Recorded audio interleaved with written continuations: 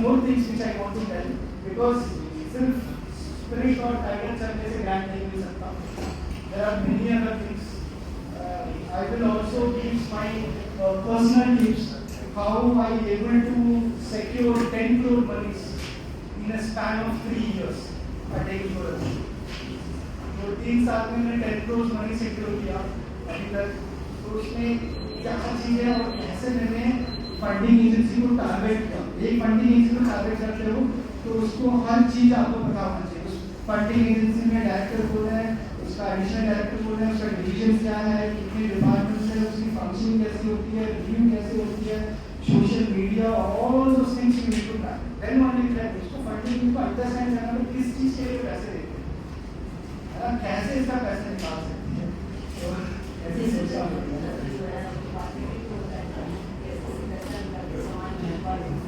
तो आपको सर यही करना है. तो second objective was case study present करना ऐसे मारना. तो how to writing a successful extra mural grant writing और मेरा एप्लीकेशन कैसे इवैल्यूएट होगा, how my grant is evaluated. So let me tell you my crack codes. Crack the code strategies for maximizing the ICMR investigator initiated grant opportunities. Insights from personal experience. See, ICMR से grant मिलने का सबसे ज़्यादा chances रहता है because हमारा AIIMS और objective उनके साथ उनके ऑर्गेनाइजेशन सबसे ज़्यादा अलाइन करता है. और भी ऑर्गेनाइजेशन है जैसे डीबीटी है जो मोस्टली लैब बेस्ड जो कंपोनेंट होता है रिसर्च प्रपोजल उनको फंड करता है. तो ICMR के क्या एक मतलब क्या करना चाहिए, what are the points we actually you can take care of जिससे कि आप मैक्सिमाइज कर सको अपना ग्रांट एप्लीकेशन का. तो first point is following on social media and staying updated. ये बहुत रेयर लोग बताते हैं because we discussed enough of methodology, enough of all those checklist guidelines, all those things. Now let me give you some real world tips. तो first one is social media. आज का पूरा world ही social media से है. Social media में there are many clues. तो क्या है वो क्लूज और मैंने कुछ कैसे क्लूज निकाले. I will also show you some of the photographs also. Let's go to the second one. The second one is reading every line for call for proposal. जैसे ही कोई भी कॉल फॉर प्रपोजल आता है आपको हर line पढ़ना है. But हम लोग नहीं करते ऐसा. जैसे प्रपोजल आता है कुछ ग्रांट आया है और इसकी लास्ट डेट ये है तो बस बंद कर देते हैं. Then what we do is we assume something कि हम लोग कुछ हाइपोथेसिस बनाते हैं अपने एरिया के इंटरेस्ट के हिसाब से. नहीं, firstly you have to see ICMR किसके लिए फंड करता है. जैसे मैंने बताया national health priorities, national health policy, sustainable development goal, million development goals जितने भी मैंने आपने डिस्कस किए उससे उन्होंने एरियाज डिफाइन कर रखे हैं. Communicable, non communicable and maternal and child health पे उसके हिसाब से जो हाई प्रायोरिटी एरिया है they have already defined those areas. उस एरियाज में आप डालोगे तो you are reading on the correct line. I मैं नहीं कह रहा हूं कि आप कुछ यूनिक प्रपोज करते तो नहीं होगा बट वही है, वही क्रिकेट वाली बॉल है. आप गुड लेंथ में जाओगे तो विकेट गिरने का, विकेट स्टंप बोर्ड होने का ज्यादा चांस है. गुड लेंथ में रखने के लिए ये पॉइंट है. रीडिंग एवरी लाइन से क्या पता लगता है कि जो उसमें इंट्रोडक्शन लिखा होता है, जो कंसेप्ट लिखा होता है तो उससे ये पता लगता है what is funding agency is expecting from us. क्या लिखने के कई बार मैंने कुछ स्पेशल कोड आता है उसमें रिसर्च क्वेश्चन भी लिखा होता है.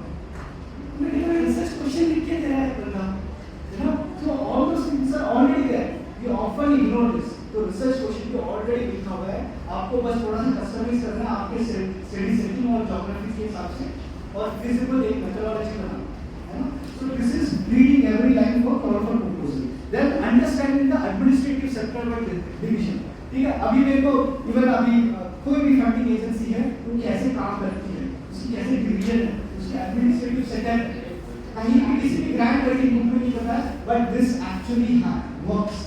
क्योंकि क्या है आप एक वर्ड डालोगे, एक एप्लीकेशन सबमिट करोगे तो चांसेस कितने हैं, कम. 2 प्रपोजल सबमिट करोगे चांसेस बढ़ रहा है, 3 करोगे तो और बढ़ रहा है, 4 करोगे. लेकिन अगर 4 प्रपोजल एक ही डिवीजन में डाला मैक्सिमम एक ही हो सकता है ना. सारे ग्रांट आपको तो नहीं देंगे लेकिन आपने एडमिनिस्ट्रेटिव सेक्टर आपने जाना, डिवीजन जाना और ये चारों प्रपोजल 4 डिफरेंट डिपार्टमेंट में डाले. एक इस डिपार्टमेंट में, एक इसमें, एक इसमें, एक इसमें. आपका एरिया ऑफ इंटरेस्ट कुछ हो सकता है. एनीमिया को आप रिलेट करो किसी के साथ डायबिटीज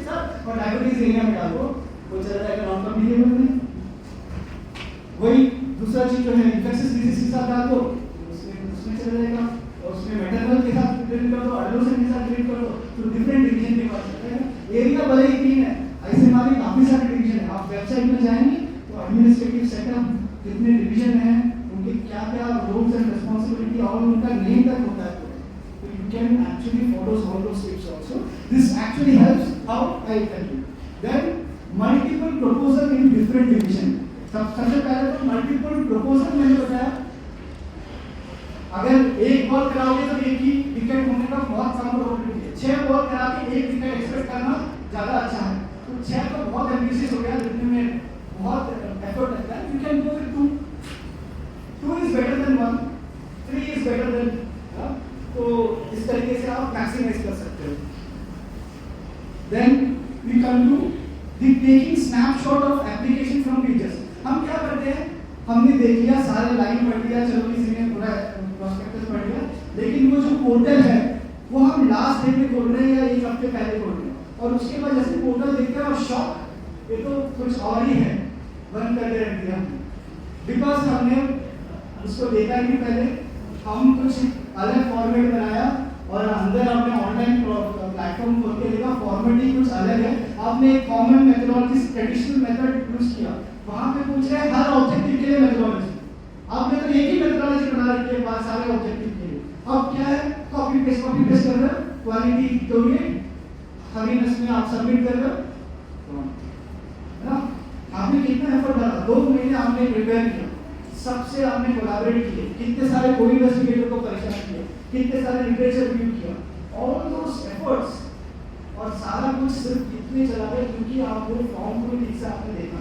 तो क्या है कि सबसे पहले उस फॉर्म को अकाउंट बनाना है, अकाउंट बना के क्या है, आपका डिटेल सब कुछ डालना है, आपका पोजीशन क्या है, आपकी कितनी पब्लिकेशन है, आपका कितने रिसर्च ग्रांट पहले मिले हुए हैं, आपको इस टॉपिक पे कितने ऑलरेडी पहले बना हुआ है, वो सब पहले से कर सकते हैं, है ना। किसी को अलर्ट कर सकते हैं ये मेरे अकाउंट है और सारा मेरा सीवी जो है इसमें अपडेट कर देना है, ये सब कर सकते हो। तो all those things are very important. तो टेकिंग एप्लीकेशन स्नैपशॉट्स, जितने भी पेज नंबर 1 हो गए, स्नैपशॉट लीजिए, नेक्स्ट पेज में डालिए, फिर स्नैपशॉट लीजिए, नेक्स्ट पेज में डालिए। लेकिन फिर आप बताओगे कि जब फर्स्ट पेज हम फिल करते हैं तभी हम सेकंड पेज में जा सकते हैं। तो आपको क्या करना है, कुछ नहीं, एबीसीडी अपलोड करना है, कोई भी एक पीडीएफ अपलोड कर दीजिए, नेक्स्ट पेज में चला जाइए, फिर स्नैपशॉट लीजिए, कुछ भी करिए, और लास्ट पेज में आके बस सेव एज ड्राफ्ट करके आ जाइए। आपको पूरा एप्लीकेशन मिल गया, और उसको स्नैपशॉट को प्रिंट आउट किया, और आपने उसमें लिखा हुआ है वर्ड लिमिट्स, आपने मेथोडोलॉजी बनाया 2000 वर्ड का, वहां पे मेथोडोलॉजी है 400 वर्ड।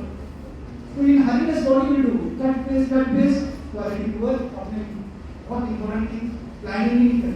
तो एक बार वैसे ऐसे बात है, उसमें एक अपलोड का ऑप्शन होता है जिसमें आप अपलोड कर सकते हो पीडीएफ, जिसमें आप जो भी वर्ड लिमिट्स में नहीं है उसको अपलोड कर सकते हो, but still in the Hari you actually poor quality में पढ़ गए, और रिव्यूअर ने आपको बैड समझ लिया। Even after good researcher is just badly, you will review system as well. Then the non-technical details, हम क्या करते हैं, methodology research, ये करें, ये सैम्पलिंग टेक्निक करें, वो सैम्पलिंग टेक्निक करें, स्मूथ करें या कंप्यूटर जनरेटेड करें, all those things हम डिस्कस करते रहे।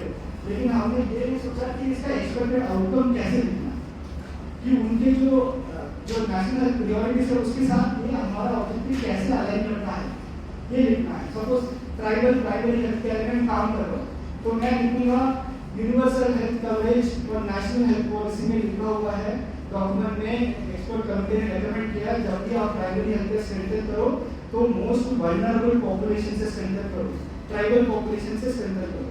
वो पॉइंट मैंने कमिटी का रिकमेंडेशन पॉइंट होता है। The high level expert committee of universal health coverage states that the universal health coverage implementation should be done at the primary health care beginning from the vulnerable population। वो point होता है, वो क्या है, the reviewer is saying अरे ये तो high level expert committee का रिकमेंडेशन पकड़ रहा है, रेफरेंस आपने पकड़ा बिल्कुल, नेशनल हेल्थ प्रायोरिटीज का आपने रिकमेंडेशन। तो policy document, government policy document को आपको पढ़ना जरूरी है, और गवर्नमेंट की पॉलिसी के अकॉर्डिंग आप ऑब्जेक्टिव्स बनाते हो तो गवर्नमेंट आपको फंड देगा, है ना। तो गवर्नमेंट की प्रायोरिटीज को जान के आपको फंडिंग आपको देनी है। तो देन उसके बाद क्या है, हाईलाइटिंग इंस्टीट्यूशनल सपोर्ट, ये हम लोग इग्नोर कर देते हैं। आपको उसमें पूरा बोर्ड लिमिट आपको भरना है। आप देखोगे इंस्टीट्यूशनल सपोर्ट में देखिए बोर्ड लिमिट ही नहीं है, उन्होंने 2000 बोर्ड डाल रखा है। बाकी चीजें मेथोडोलॉजी में 200, 300, 400 इंस्टीट्यूशन डॉक्यूमेंट में लिखो जो भी इंस्टीट्यूशनल सपोर्ट है। Institute is providing space, institute is providing electricity दे रही है, स्पेस दे रही है, लैब सपोर्ट दे रही है, इक्विपमेंट दे रही है। हो सकता है कि that is not meant for research purpose, you can write still this machine is there. आप डरिए मत कि अगर मैं इंस्टीट्यूशन का ये मैं शुरू कर दूंगा तो मैं ये मशीन मांग नहीं पाऊंगा, दैट इज डिफरेंट। आप यहाँ पे शुरू कर सकते हो, ये इक्विपमेंट्स है। जब आप बजट में जस्टिफिकेशन लिखते हो although we have the machine with us, but that is utilized for patient care, that cannot be dedicated for the research purpose, for that purpose we procure this machine. So ऐसा नहीं है कि आप show करके मेरे पास institute में ये machine ही नहीं है तो ये पहली बार लाएंगे, वैलिडेशन कैसे करेंगे, ऑल दोस थिंग्स है ना, इसके बाद लैब टेक्नीशियन भी नहीं होगा, all those things will come sir. तो शो द इंस्टीट्यूशनल सपोर्ट में आप मेडिकल कॉलेज से तो ऑफ कोर्स सब कुछ होगा, लेकिन आपको हाईलाइट करना है तो वो सब दिखना है आपको। The next point is board limit, AI tool, flow chart, Gantt chart. AI tool although use के लिए रेफर नहीं करते, लेकिन एथिकल यूज ऑफ AI कर सकते हैं। For example you want to refine your English, reframing करना चाहते हो, आपने कुछ ग्रामेटिकल मिस्टेक्स है ना, थोड़ा अच्छा नहीं लगेगा तो उसको रीफ्रेम करने के लिए यूज कर सकते हो। Otherwise you are creating research ideas from the ChatGPT, then you will end up with those things which is already there in the literature, क्योंकि वो मशीन लर्निंग कांसेप्ट से काम करता है। जो उसको लर्न कराया है लिटरेचर में है उसी रास्ते में आपको लेके जाएगा। If you want to something unique कुछ लेना है, कुछ कस्टमाइज करना है, उसको एक स्केलेटन बना दीजिए। You can use for developing a graph using the literature और ये यूज करके बना दीजिए, बट उससे आप जाना क्योंकि आपने जैसे बनाया वैसे ही सबने ChatGPT से किया होगा और सबके पास ये नॉलेज है आजकल। तो always use ChatGPT for only refine your words, refine your sentence और confirm करने के लिए इसके लिए यूज करिए, या टेबल प्रेजेंटेशन में करना है या better presentation better terminology use करना है, we want to know any scientific term for this line, then उसके लिए यूज कर सकते हैं। देन बजट प्रिपरेशन, तो क्या है बजट के लिए हम लोग टाइम बिल्कुल स्पेंड नहीं करते, लास्ट टाइम पे कुछ ना कुछ हम लोग ऐसे ही डाल देते हैं और उसके बाद अभी एंडर विद कि वो अप्रूव भी हो गया सपोज, अब तो बहुत अच्छा हो गया, आपने डाल दिया सिर्फ 10 लाख रुपए में, but actually the study needs actually 1 crore rupees, how will you do this? You will be rated as 0 and institution will also suffer। इस इंस्टीट्यूशन को मैंने इस इन्वेस्टिगेटर को पैसा दिया और उसके बाद उसने मना कर दिया, मतलब दिस नॉट हैपनिंग, उसने रिप्लाई भी नहीं किया क्योंकि आप रिप्लाई कैसे करोगे फर्दर, बिकॉज़ आपने ऐसा बजट प्रपोज कर दिया। तो what is happened is this all ऐसे मैं take it as a rating और उसके बाद फर्दर रिसर्च ग्रांट का जो है प्रोबेबिलिटी कम हो जाएगी। तो always focus on budget, budget पहले से एक्सेल शीट में बनाएंगे और बजट कैसे बनाना है उसका भी मैं कुछ डॉक्यूमेंट शेयर करता हूँ, जितने भी रिसर्च स्टाफ हैं उसकी सैलरी कितनी कितनी है, ऑलरेडी डॉक्यूमेंट्स हैं, तो वो सारी चीज आपके पास होना चाहिए, वो भी लेटेस्ट वाला। HRA कितने होता है उसको देना है, इससे अभी चेंज हो, पहले 12% का फिर 18% हुआ, अभी रीसेंट नोटिस 2 महीने जैसे मैं ग्रांट अप्रूव हुआ उसके बाद रिवीजन हो रहा है, एक और नोटिस आया HRA इंक्रीज टू 20%, तो almost things you should know. फिर ओवरहेड चार्जेस है ना, तो फॉर गवर्नमेंट इंस्टीट्यूट जैसे हमारे इंस्टीट्यूट का 3% है, ये आल्सो आई थिंक 3% होगा, so that is what you already need to prepare this budget। Budget में जो भी चाहिए हर एक पॉइंट का जस्टिफिकेशन चाहिए, कंटीजेंसी स्टेशनरी डाल लो, कंटीजेंसी का भी ब्रेकअप देना है, जो बजट इज मोर देन 25,000 तो आपको बजट देना है, आपको कैलकुलेट करना है और जो आपने कैलकुलेशन कैसे आप ये बजट आपने प्रपोज किया उसका ब्रेकअप होना चाहिए, तो you need breakup of all those things. तो ब्रेकअप ऑलरेडी प्लान करिए, अगर आपने अच्छी प्लानिंग करी तो ब्रेकअप ऑलरेडी होगा, तो बजट भी द इंस्टीट्यूशन हेड से फॉरवर्ड होता है, तो एक तरह का अप्रूव भी आपने करा लिया पहले से, कैसे कैसे इस पॉइंट को मैंने चर्चा करने वाला हूँ, तो this is very important. Then उसके बाद submitting before the last date, इस बार आपने देखा होगा ICMR पोर्टल में गए उसमें लिखा था कि you should submit the proposal before 48 hours, because last time में ऐसा होता है कि हैंग हो रहा है, कोई कॉलम नहीं शो कर रहा है, अरे मेरे को तो शो हो रहा है, आपको नहीं शो हो रहा है, अपलोड नहीं हो रहा, मैं अपलोड कर रहा हूँ लेकिन वो कह रहा है कि लार्ज साइज, लेकिन मेरा साइज तो ठीक है, तो all those problems will comes the high volume of proposal is submitted ना, उसकी वेट उसका बढ़ते जा रहा है, सर्वर उसका डेटा जो है देते जा रहा है, तो क्या लास्ट डेट के लिए वेट मत करिए, पहले से सबमिट करिए। देन इसके बाद कंप्लीट योर प्रोफाइल, जो आपका प्रोफाइल है उसको कंप्लीट करिए, कितना आपको ग्रांट मिल चुका है, एप्लीकेशन आपको ग्रांट तब एक्सपेक्ट कर सकते हैं, आपका चांसेस हाई होगा जब आपने नॉन फंडेड स्टडीज तो करी है।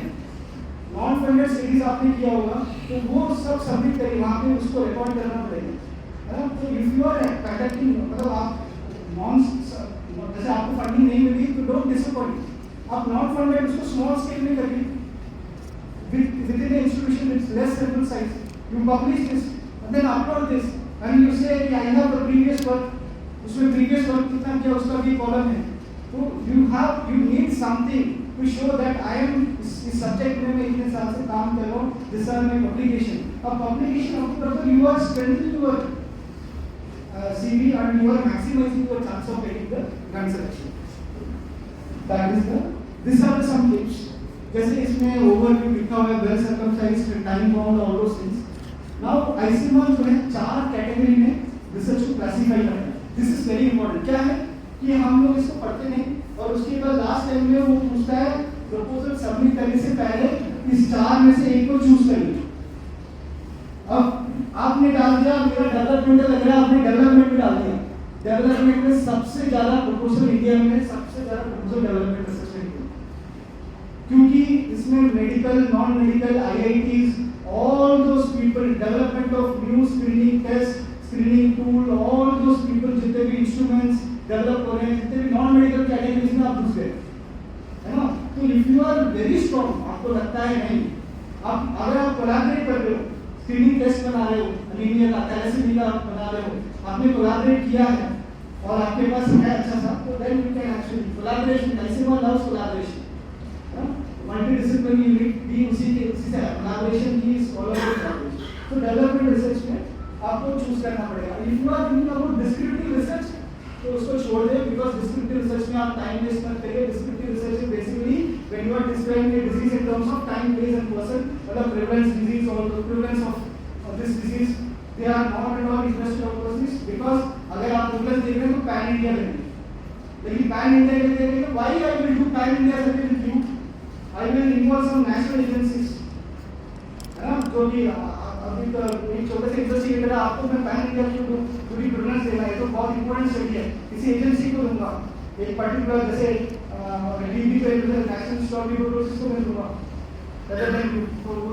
तो इसमें आप थोड़ा, इसमें बहुत ही, मतलब मैं तो कभी निकालता हूँ इसमें, if you are doing this then you are reducing your chance. Then development research is also you are reducing your chance, but आपके पास strong है, collaborative है, तो उसमें डाल सकते। Then discovery research is the molecular level based या lab based, है ना, phase 1, phase 2, all those things comes। Then delivery research is basically the implementation research। कोई national health program है और उसमें आपने कुछ gap identify कर रहे हो, उसका gap का solution भी कुछ बता रहे हो, then it is very good। तो कई बार अच्छा hypothesis होता है, अच्छा research क्वेश्चन होता है, लेकिन आप जब कोलैबोरेट करोगे पब्लिक पीपल से तो वो नेशनल हेल्थ प्रायोरिटीज से कैसे अलाइन करना आपका ऑब्जेक्टिव को वो बता देगा। It is all about how you are articulating, message same है, उसमें आपने कैसे आपने उसको मतलब रीअलाइन किया, उस वर्ड्स को आपने ऐसा लिखा कि नेशनल प्रायोरिटीज पे, क्योंकि जो आपको रिव्यू करते हैं डॉक्टर्स नहीं करते हैं सारे ऐसे में, है ना, कोई डॉक्टर्स और आपको कोई मेडिसिन वाला या सर्जरी वाला बैठ के रिव्यू नहीं कर रहा। फर्स्ट रिव्यू सिस्टम कैसा होता है ना इनिशियली, तो सबसे पहले तो आपका review system non medical person जिसको कोई सब्जेक्ट नॉलेज नहीं है वही रिव्यू कर रहा है, टीसीटी के लिए checklist, I will tell you what the checklist है, so that is the things. तो ये वाला खाली एरिया है, कम प्रपोजल आते हैं, डाल सकते हो। If you are very strong about this then you can go for it. The lab people and all those things people can go with this। इसमें बहुत ही कम फंडिंग है, यूज कर दिया है, कैसे मैं बताऊं। So what happens? Social media का मैं फॉलो करता हूँ, तो सोशल मीडिया ट्विटर से मैंने ये फोटो उठाया है, तो उस टाइम के हेल्थ मिनिस्टर हैं और डीजी है और इन लोगों की मीटिंग हो रही है, क्या लिखा हुआ है आपने जूम करके देखिए, 7th गवर्निंग काउंसिल मीटिंग और डेट लिखा हुआ, तो ये सोशल मीडिया पे दिख रहा है। तो बट रिसर्चर के लिए बहुत की इंफॉर्मेशन है, मतलब कोई पॉलिसी वगैरह कुछ चेंजेस होने वाला है, कुछ इंपॉर्टेंट चेंजेस है, तो फिर उसके बाद इनका ये 2 फोटो मिलते हैं मेरे को, वो 2 फोटो मैंने डाउनलोड किया, तो उसमें लिखा हुआ देखिए, एक स्लाइड लगा हुआ एजेंडा नंबर 1, है ना, तो ऐसे ही हम गवर्निंग काउंसिल मीटिंग करते हैं, क्या करता है एजेंडा बनाते हैं और उसको अप्रूव कराते हैं, तो हेल्थ मिनिस्टर बैठे हुए हैं, हेल्थ सेक्रेटरी बैठे हुए हैं और आईसीएमआर के डीजी बैठे हुए हैं, और स्लाइड इज देयर। तो मेरे को यहाँ पे कुछ इन्फॉर्मेशन मिल गया, तो मैंने उसको जूम किया, तो यहाँ से जूम किया, क्या हुआ, greater focus on funding solution not just understanding. तो उन्होंने कहा कि देखो अभी जो फंडिंग है 70% डिस्क्रिप्टिव है, मतलब प्रॉब्लम आइडेंटिफिकेशन, इतना बर्डन है, ये प्रॉब्लम है, ये प्रॉब्लम है। Now they are not interested on problem, tell me the solution. तो प्रॉब्लम 70%, इसको आपको चेंज करना चाहते हैं, they want to reduce this funding to this, और बाकी जो डेवलपमेंट डिस्कवरी इसमें बनाना चाहते हैं। ये डिस्क्रिप्टिव इतना बड़ा बोला है, तो major funding changes, approval of this point, that is revision of distribution of funding of research proposal as proposed above. The focus is not identifying the problem, it is focused to solution to that problem. Agenda number 1 pass हो गया, you got a very key information, ये descriptive में नहीं बात, तो इन सब आपने social media वो किया, फॉलो किया, उसमें से की information. This is just one example, ऐसे मेरे काफी सारे एग्जाम्पल मिल रहे। कई बार कौन कौन कमिटी में है, all those things, review committee पहले से बनती है। देन प्रियोरिटी डिजीज और कंडीशन, उन्होंने ऑलरेडी बता रखा है दिस आर द डिजीजेस जिस पे हम फंडिंग करेंगे, तो इसका फोटो ऑलरेडी उस कॉल फॉर प्रोस्पेक्टस में टेबल है ऑलरेडी। तो ये हर साल चेंज होते रहता है, लेकिन मोस्टली सेम रहता है, कुछ चीजें चेंज होती हैं। ये इस साल का है, तो पिछला वाला वो स्टैंडर्ड जो रहता है, ये इस साल का है। इसमें कुछ चीजें स्टार बनी हुई है, स्टार मतलब कि इसमें हाई प्रायोरिटीज एरिया है, मतलब हाई प्रायोरिटी मतलब उसमें प्रपोजल बेसिकली उनको काम आ रहे हैं, इस प्रपोजल में इस पॉइंट पे ज्यादा प्रपोजल डालना, they want to fund all this because उनको भी दिखाना है I have funded Ayushman Bharat जो हेल्थ एंड वेलनेस सेंटर के लिए जो प्रपोजल आ गया उसमें मैंने इतने करोड़ रुपए फंडिंग दीजिए, मैंने देना है, because health minister will say this is our programme. Now see everything is related with policy. जब हम बढ़ाते हैं तो पॉलिटिक्स भी आते हैं, तो the thing is that you need to align with the government policies also. तो गवर्नमेंट कोई न्यू स्कीम्स है उसको स्ट्रेंथन करना चाहता है, तो अगर उसमें देते हैं तो फंडिंग उसमें मिलती है। दिस इज आल्सो वेरी की पॉइंट। तो इस इसमें देखिए फंडिंग जो है प्रपोजल थोड़े कम आते हैं एक्चुअली, जिसमें आप ज़्यादा फंडिंग ले सकते हो, तो और भी फुट नोट भी लिखा रहता है, वो भी आप पढ़ सकते हो। तो it is all about, it is not about good ball dot ball. देखिए आपने जो सेंटर में बिल्कुल गुड लेंथ पे डाला वो डॉट बॉल गया, विकेट मिला उसको, लेकिन बाकी आप इधर साइड में डाल के देखिए वो सब रेड है रन्स, और फिर विकेट आपको येलो कलर देखिए, डॉक्टर डाला तो गुड लेंथ पे डाला तब मिला। तो it is by keeping this all this methodology points which we discussed in the previous and this points, you are actually hitting the correct line and maximizing your chance for getting the grant. So it is not about the technical, it is non-technical also. The last final 5 minutes circle में ज़्यादा waiting रहूँगा। Then it is, see one more thing, the ICMR scientists are not eligible. तो ये भी reason की उन्होंने highlight किया, तो कितना अच्छा हो गया मेडिकल कॉलेज पीपल के लिए, इससे ज़्यादा अवसर अपॉर्चुनिटी नहीं है। तो ICMR साइंटिस्ट को इस ग्रांट के लिए, स्मॉल ग्रांट और इंटरमीडिएट ग्रांट के लिए एलिजिबल नहीं है। Even they are not eligible for centre for advance research, है ना, उसके लिए भी एलिजिबल नहीं है, तो हम लोग इसको बना सकते हैं।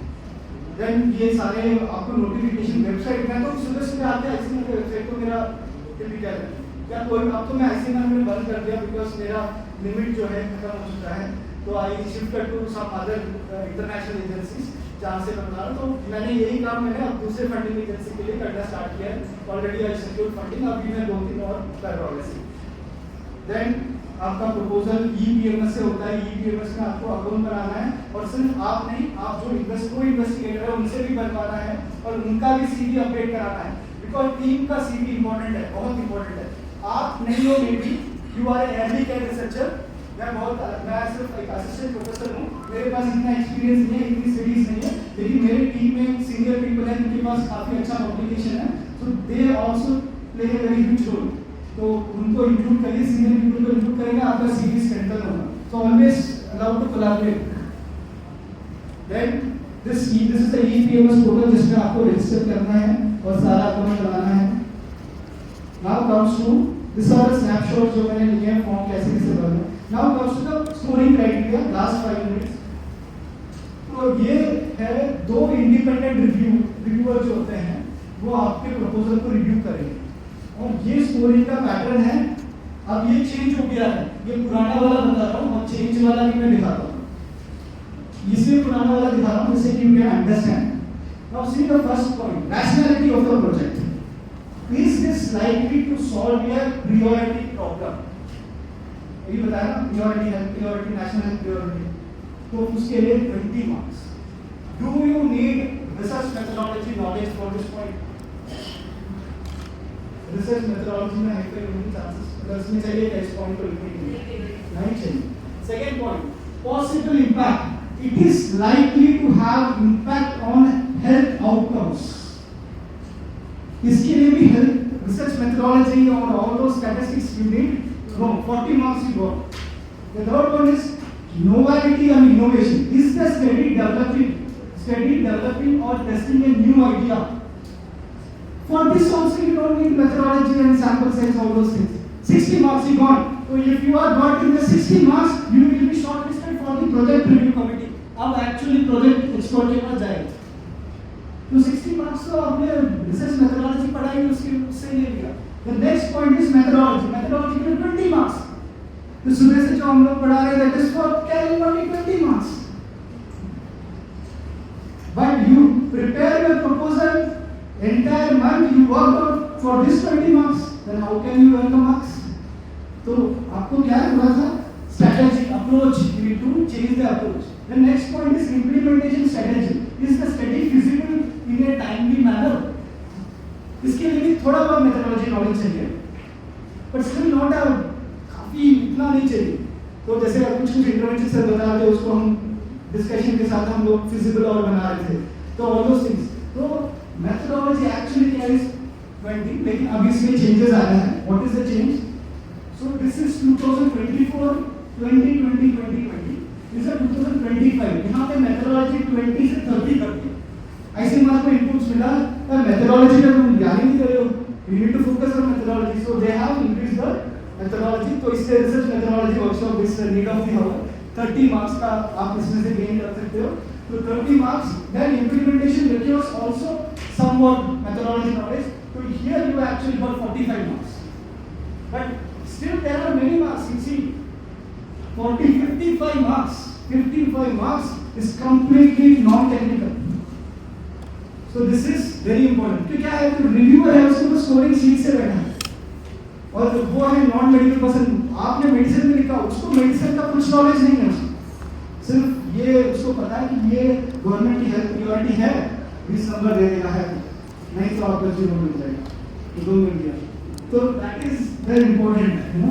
सो in the academic publication is different, grant writing is different, completely entirely different. So that is there. So it is the graph में मिल जाए कितना परसेंटेज इंक्रीज हुआ in the methodology part. So this is the part 1A, part B इत्यादि formats हैं already call for proposal में दिया हुआ है, और हम लोगों ने आई थिंक तो मोस्टली डिस्कस भी किया। So that's our meeting with presentation. Thank you so much, Principal sir and Assistant sir.